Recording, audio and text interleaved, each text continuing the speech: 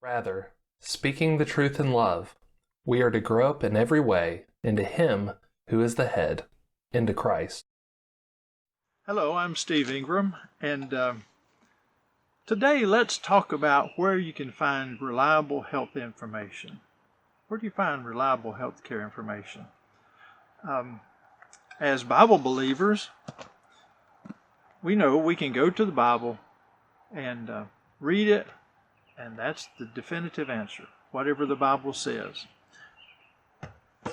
But health information isn't quite like that. We're learning new things all the time, and what's we once thought was true, we may not think it's true anymore because we learned something new and different.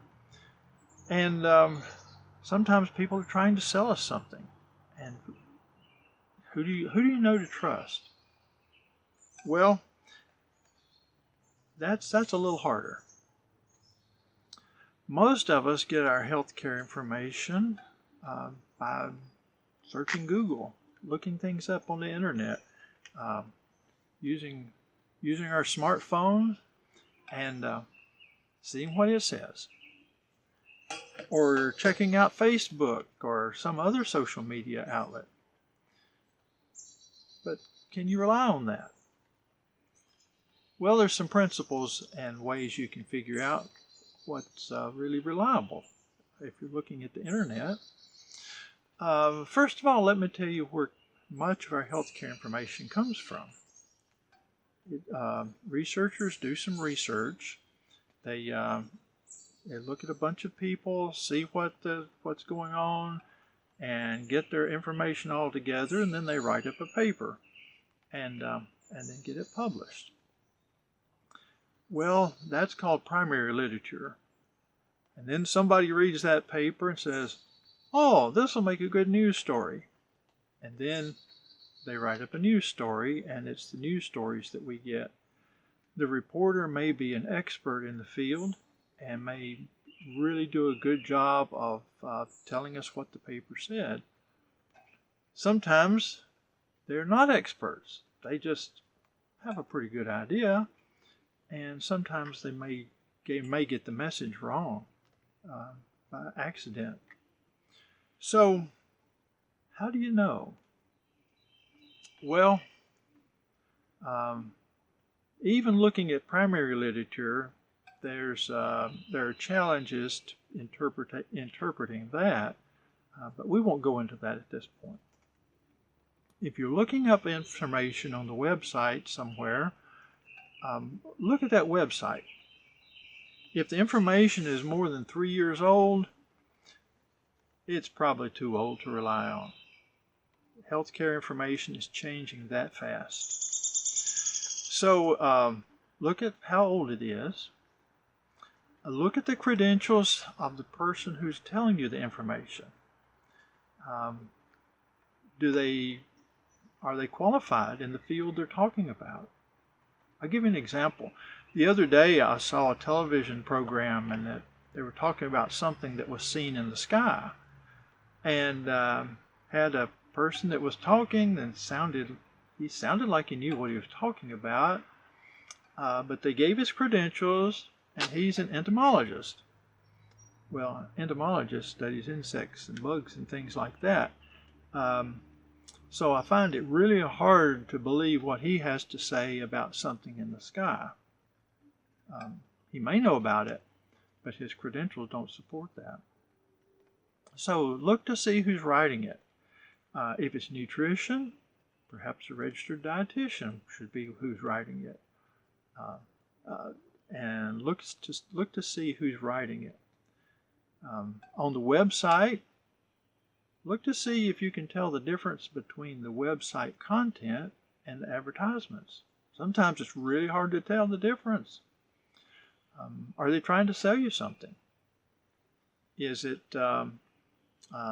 just because it's something says they're selling you something and it has a 100% money back guarantee?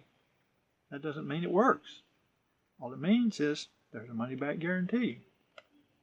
So, how are we supposed to know? Most of us are not equipped to study the primary literature. And in fact, it can be rather tedious. So let's look at some things. On the internet, if you look at websites, look at their website address. If it ends in .gov, it's probably reliable healthcare information.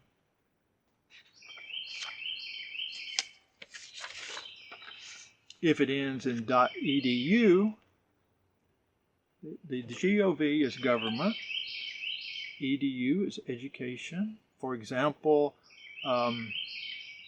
.edu would be like in our area, East Tennessee State University, which would be etsu.edu.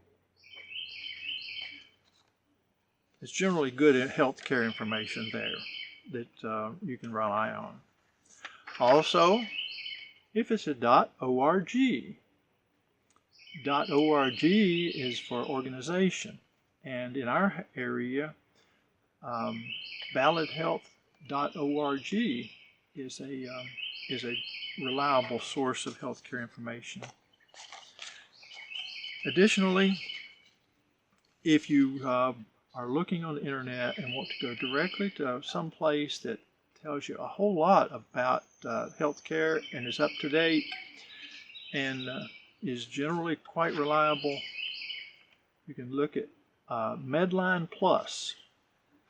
That would be medlineplus.gov.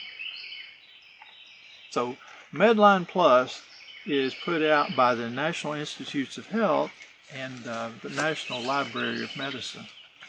So they have very useful information. Those are good places to go.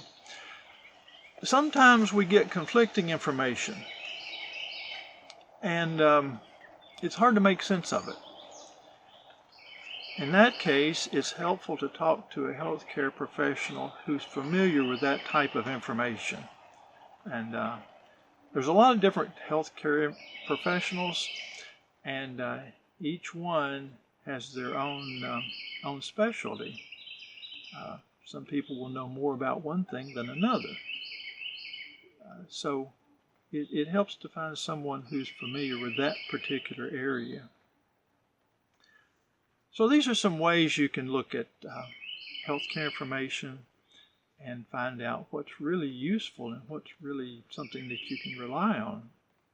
Now, I expect some of you are wondering,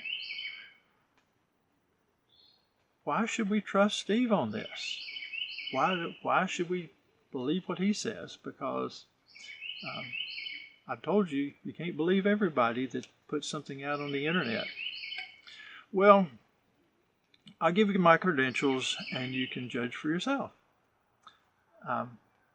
Presently, I'm retired, and I worked in pharmacy. I'm a licensed pharmacist. I've worked in hospital settings. I've worked in retail settings. I have worked in psychiatric settings. I worked in the methadone clinic. So those are places I've worked and things that I've done. And I'm also board certified, which is a specialty in pharmacy. I'm board certified as a psychiatric pharmacist. And as part of that, I have to demonstrate that I can reasonably review and interpret the primary literature. So that's my background, in case you're wondering why I'm talking about this subject. So as we are looking at healthcare information, and particularly looking at the information that's coming out regarding COVID-19, which changes so frequently, it helps to look at it carefully and talk with someone who has the background to interpret that sort of thing. So I hope this has been helpful. And if you care to, you can call me. We can talk about these things. My information is in the church directory. And I hope you have a good day, and the Lord bless you and keep you.